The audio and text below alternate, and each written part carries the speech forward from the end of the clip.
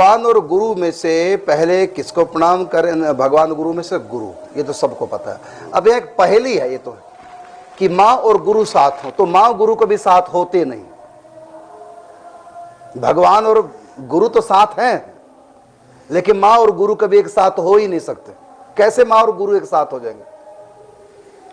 और दूसरी बात है, प्रातः काल उठ के रघुनाथा मात पिता गुरु नावई माते। यहां पहले क्या है? माँ, फिर पिता, फिर गुरु, यही है ना। लेकिन इसका अर्थ समझो, यहां गुरु का अर्थ विश्वामित्र नहीं है। यहां मात पिता का अर्थ क्या है? तीनों माताएं और महाराज दशरथ पिता, यहां माता पिता यही अर्थ है जी। और यहां गुरु का अर्थ क्या है? गुरु का अर्थ विश्वामित्र या वशिष्ठ नहीं है। गुरु का अर्थ क्या है? और जो चाचा ताऊ नाना नानी दादा दादी बुआ बड़े जो है, गुरु का अर्थ संस्कृत में होता बड़ा। माता पिता और जितने भी बड़े हैं, जो भी राम जी के सामने पड़ेंगे, जो भी गुरु जन हैं बड़े हैं, उनको राम जी प्रणाम करते हैं। अब है कि मात पिता गुरु ना वही माथा, तो माता पिता तो एक सिंहासन पर इकट्ठे बैठे हम प्रणाम करें, तो वहां भी पहले पिता को प्रणाम करना चाहिए। ध्यान रखना, पहले किसको प्रणाम?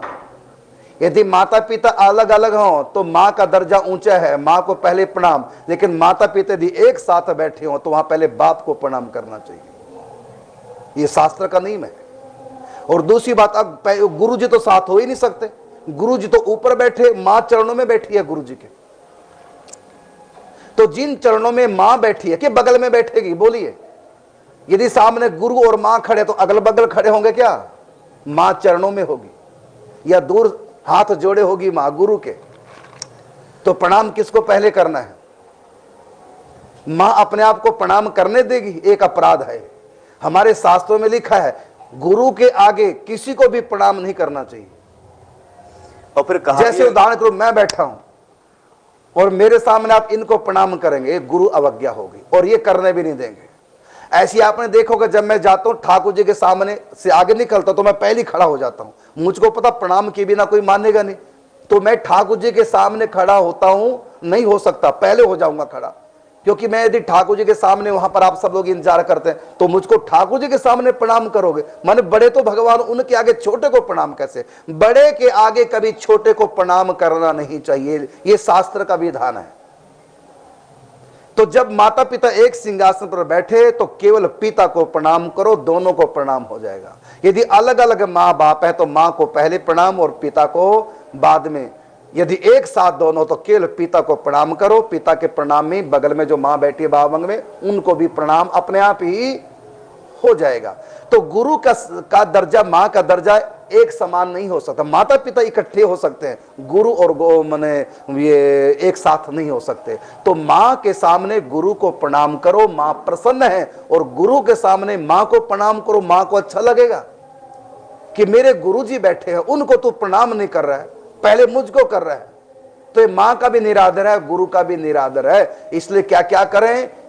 गुरु और मां दोनों इकट्ठे हैं तो केवल मां को, गुरु को प्रणाम करें और गुरु की आज्ञा ले करके फिर मां को प्रणाम करें। और इसमें कहा भी महाराज जी, गुरु गोविंद दो खड़े काके लागू पाए, और तत्काल जैसा शब्द उठता है, बलिहारी गुरु आपने गोविंद दियो बताए। किसने बताए? गुरु ने। लेकिन यहां भी एक बात है, भगवान की आज्ञा है कि मुझसे पहले गुरु को प्रणाम करो, इसलिए हमने गुरु को पहले प्रणाम किया, भगवान को बाद में।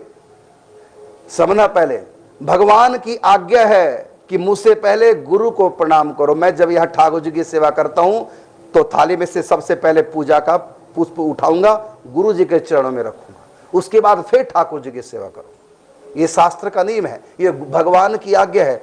तो वहां हमने जो गुरु को प्रणाम किया वो भी भगवान की भक्ति है, क्योंकि भगवान की आज्ञा है कि मुझसे पहले गुरु को प्रणाम करो। ये तो भगवान की आज्ञा है। तो हमारे इष्ट कौन है, गुरु या भगवान? बोलो। इष्ट हमारे भगवान हैं, गुरु इष्ट नहीं है, भगवान इष्ट है। लेकिन हमारे इष्ट की, हमारे प्रीतम की आज्ञा, मुझसे पहले गुरु को प्रणाम करो। तो हमने जो गुरु को प्रणाम किया वो भी हमने इष्ट की आज्ञा का ही पालन किया, तो वो प्रणाम भी हमारा भगवान को ही हुआ।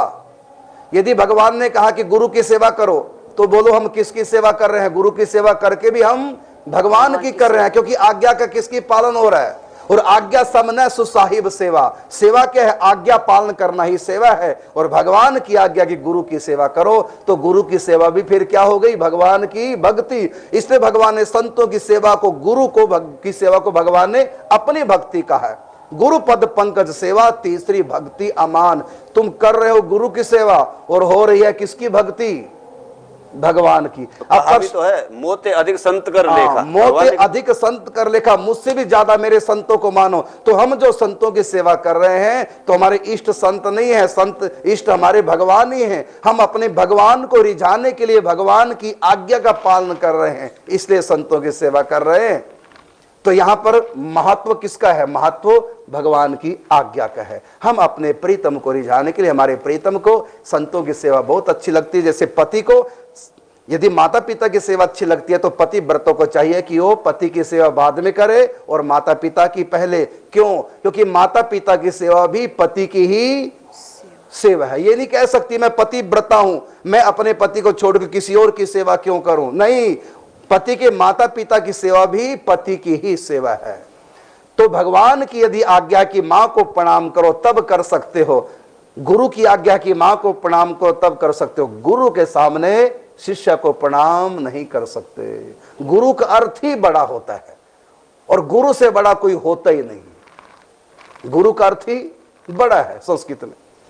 तो आपका प्रश्न था कि हमें भगवान और गुरु में कहा भी तो है, गुरुर ब्रह्मा गुरुर विष्णु गुरुर्देवो महेश्वरा गुरु साक्षात पर ब्रह्म तस्मै श्री गुरुवे नमः। सब कुछ तो कह दिया है। हाँ, अब दूसरी बात आपने शुरुआत में बड़ा सुंदर बात कही है कि सामाजिक व्यवस्था में मां पहले और आध्यात्म व्यवस्था में मां तो है ही नहीं।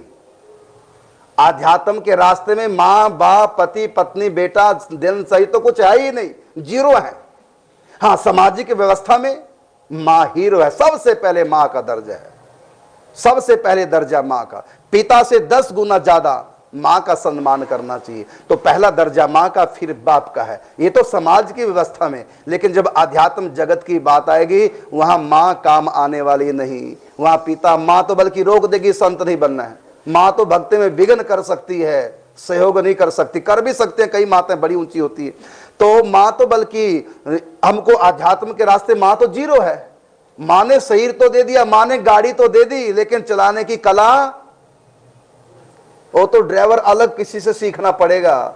मां ने हमारे जन्मदिन पे गिफ्ट पे गाड़ी तो दे दी, लेकिन सिखाएगा गाड़ी कौन? मम्मी नहीं सिखाएगी, सिखाएगा कोई गुरु। तो मम्मी कहे बेटा अच्छे से ड्राइवर जो ट्रेनर है उसके पास जाओ, वो तुमको गाड़ी। तो मां ने तो ये गाड़ी दी है, ये शरीर दिया है, इसलिए धन्यवाद तो मां का करेंगे, गाड़ी दी गिफ्ट में। लेकिन वो गाड़ी किसी काम की नहीं यदि कोई ट्रेनर गाड़ी सिखाने वाला हमको नहीं मिला, गुरु यदि नहीं मिला, तो मां का दिया हुआ जन्म नरक का कारण बन जाएगा। ये शरीर हमारा नरक का कारण बन जाएगा यदि गुरु नहीं मिला। तो शरीर तो सभी को मिले हैं, मां तो सबको मिली है, लेकिन कल्याण किसी का नहीं होगा। मां वाले का कल्याण नहीं, कल्याण हमेशा गुरु वाले का होगा। तो मां तो सबको मिली, मां तो जानवरों को भी मिल गई, लेकिन गुरु सबको नहीं मिल सकता। इसलिए महत्व है गुरु का। लेकिन मां का भी धन्यवाद करेंगे जिन्होंने ये शरीर हमको दिया, पाला पोषा और फिर अच्छे संस्कार दिए हैं। यदि अच्छे संस्कार, आध्यात्मिक संस्कार मां ने दिए, तब तो मां खुद ही हमारी गुरु हो गई है।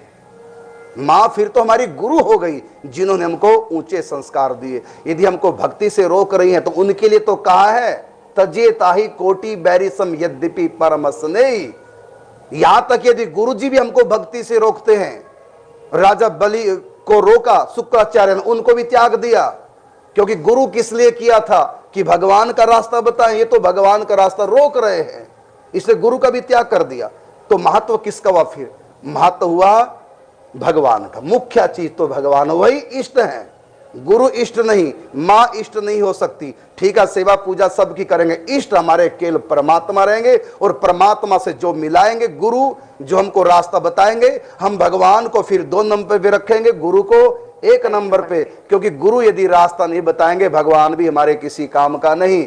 यदि हमको गुरु ने रास्ता नहीं बताया, गुरु हमको नहीं मिले और कुसंग में पढ़ करके नरक मिल जाएंगे, और नरक से भगवान हमको छुड़ा नहीं सकते।